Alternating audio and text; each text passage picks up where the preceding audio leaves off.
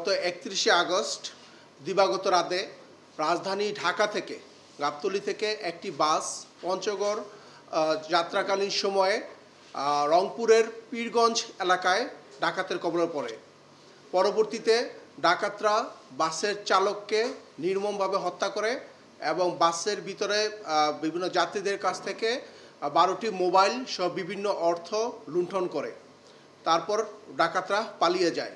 এই প্রেক্ষিতে র্যাব 1 তার নিজস্ব গোয়েন্দা দল দিয়ে তারা ঘটনার ছায়া তদন্ত শুরু করে।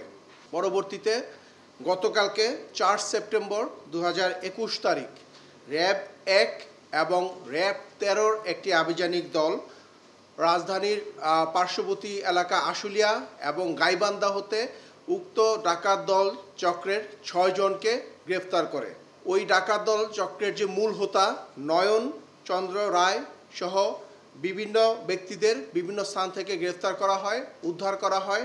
ডাকাতি কাজে ব্যবহৃত যে চাকু বা ছুরি এবং ওইখান থেকে যে লুণ্ঠিত যে মোবাইল, সেই মোবাইলটিও উদ্ধার করা হয়।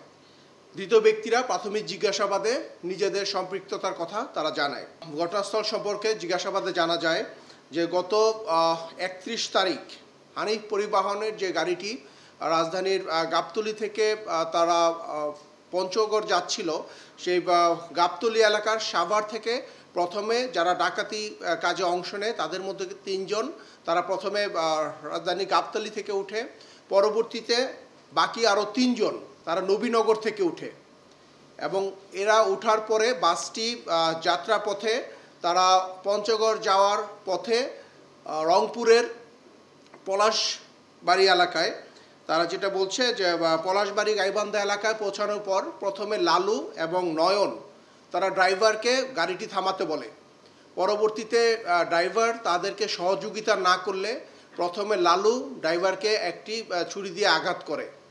আঘাতপ্রাপ্ত হওয়ার পর ড্রাইভার তার নিজ উদ্যোগে গাড়িটি বাঁচানোর চেষ্টা করে, সে পাছে বিচিং করার চেষ্টা করে যাতে সে ডাকাত দল থেকে যাত্রীদের রক্ষা করতে পারে। তো পরবর্তীতে তারা এটা বুঝতে পেরে লালুর সাথে নয়ন এবং আরেকজন একসাথে সংযুক্ত হয়ে তাদের ড্রাইভারকে উপরচুপুরি ছুরিকাহত করে এবং ড্রাইভার তখন ওই স্পটে ব্যাপক গুরুতর আহত হয়। পরবর্তীতে লালু সে গাড়ির কন্ট্রোল নেয় এবং তারা পলাশবাড়ি থেকে গাড়িটি চালিয়ে তারা পীরগঞ্জের দিকে যেতে থাকে এবং গাড়িতে অবস্থানরত বাকি 5 জন তারা বিভিন্ন মালামাল লুণ্ঠন করতে থাকে এবং মোবাইল লুণ্ঠন করতে থাকে।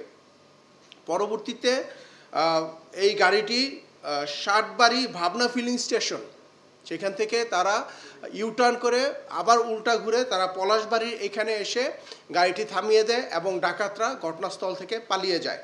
গ্রেফতারকৃতরা গত 7 মাসে তারা নিজেরা স্বীকারোক্তিমূলক জবানবন্দি দিয়েছে, তারা 7 থেকে 8টি এরকম ডাকাতি করেছে, যেটা পরবর্তীতে আমরা থানার মাধ্যমে খবর পেয়েছি যে বিভিন্ন বাসে তারা ইতিমধ্যে ডাকাতি করেছে। এর মধ্যে অন্যতম হচ্ছে গত ডিসেম্বরে তারা রত্না স্পেশালে ডাকাতি করেছে, জানুয়ারিতে তারা সটিবাড়ি স্পেশালে ডাকাতি করেছে, তারা ফেব্রুয়ারিতে সৈকত পরিবহন, মার্চে শ্যামলী পরিবহন এবং তারা এপ্রিলে জায়দা পরিবহন এবং গত আগস্টে তারা ডিপজল পরিবহনে এই চক্রটি ডাকাতি করেছে এবং এই প্রতিটি গাড়ির ডাকাতিতেই মামলা দায়ের হয়, যেখানে উল্লেখ করা হয়েছে অজ্ঞাতনামা ব্যক্তি হিসেবে আসামির নাম উল্লেখ করা রয়েছে।